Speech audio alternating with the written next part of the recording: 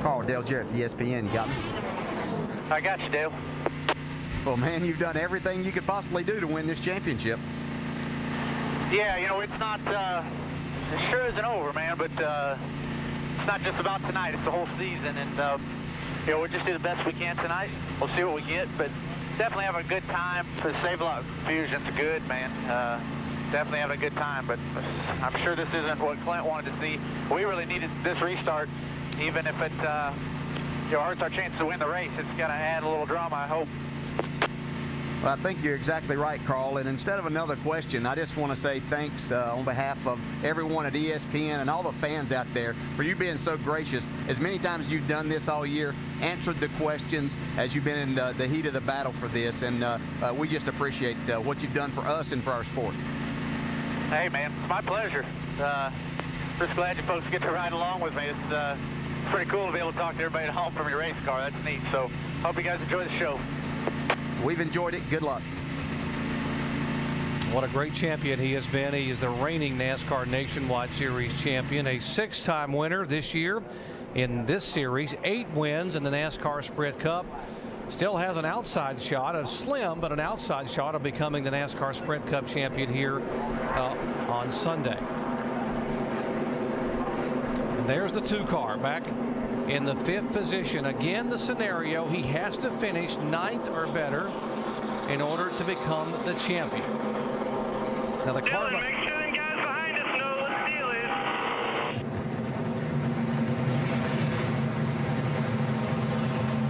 is. Clint making sure everybody in spotters getting to all of those other spotters up there, telling them to make sure what's going on. You know, the thing, there's a couple of issues here. Clint Boyer, he has to make sure that he gets up through the gears. He doesn't want to spin the tires, give opportunities for guys to start filing by him and get himself in position there to get passed by a number of cars. The key thing in this whole deal was he was running 5th. If everybody behind him pitted got tires, he'd be in big trouble. There's a lot of cars that stayed on the racetrack behind Clint Boyer. I think that's going to give him plenty of buffer here to bring this thing home. Shannon? Yeah, guys, while that 21 car Scott Wimmer certainly wants to go to victory lane, he did just come over the radio, told his crew chief to tell Clint Boyer, don't worry, I'll give him plenty of room on this restart. Just a teammate looking out for that championship contender, wanting to get Clint Boyer his first championship. Last night, the championship was decided by 7 points. Folks, if Edwards wins a race, stays where he is, and Boyer were to finish 9th, Boyer would win the title by 4 points. 10 months, 34 races, and 4 points separating the top 2 in a championship. Doesn't get much better than that here in NASCAR. One thing you need to worry about is this restart. Just like you said, Dale, last couple of weeks has been kind of hairy. We saw that last week at Phoenix, where they just kept piling them up on the restarts. That's the last thing Clint Boyer wants to see now. Yeah, the good thing for Clint is he can give a little bit of room to Jason Leffler in front of him, and he's got his teammate right behind him who's going to give a little bit of room there just in case something should happen. So Clint's in a pretty good spot right here. I'm like you, though. I'm really surprised that more of those cars didn't come in back there and try to take advantage of a situation like that to really gain some spots. Again, up front, remember, and it's not just about the championship. There, Carl Edwards wants to get his 7th win of the year, but the guy behind him, Kyle Busch, wants history. He wants to be in the history books as the winningest driver in a single season in the 27-year history of this series. Yeah, is there anybody better on these restarts to get going and go fast for a few laps than, I mean, he's done it a lot this year. There's a lot on the line here for this last little bit. You got guys that want to win races, win championships, owners championships. There's a lot on the line right here, these last 5 laps. This is the way it should happen here in NASCAR. It comes down to the final laps on the final race of the year. We haven't said Brad Keselowski sitting there in 3rd spot. He's done a great job today, but he hasn't won. He's won races, but he hasn't won on this type of track. He'd love to do that here. And the very first race they ever ran here in 1995, on the final lap, the driver who was running 4th in turn 3, some guy named Dale Jarrett, ended up winning the race at the top 3 in front of him. You just never know what'll happen. You race to the end, and some good may happen for you. Here we go. Carl Edwards pulls away.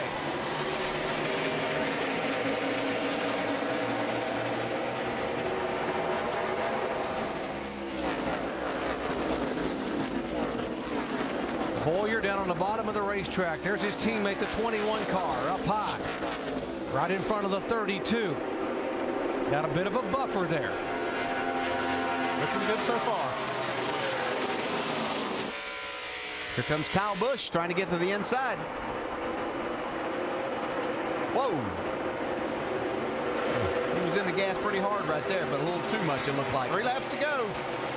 Let's see if Kyle Busch can get him. Kyle Busch turns it hard left, takes his Toyota down in the low groove. Edwards up high with the Ford. There comes the 88 car digging hard in his Chevy.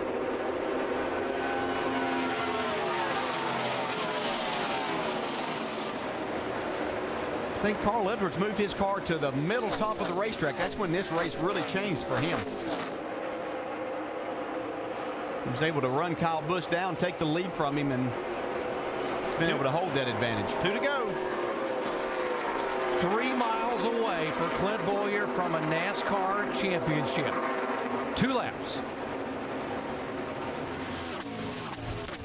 You know, we talked a lot in this scenario about Clint. It was kind of his to lose, but yeah, I'll give this man credit today. He went out here and won this championship. He had to drive hard, had himself in some tough positions early in the race, but he's able to really do a tremendous job. He's got 1.5 miles left. White flag in one position, moving up behind him. Shouldn't make much difference if he can hold on. Carl Edwards, the leader.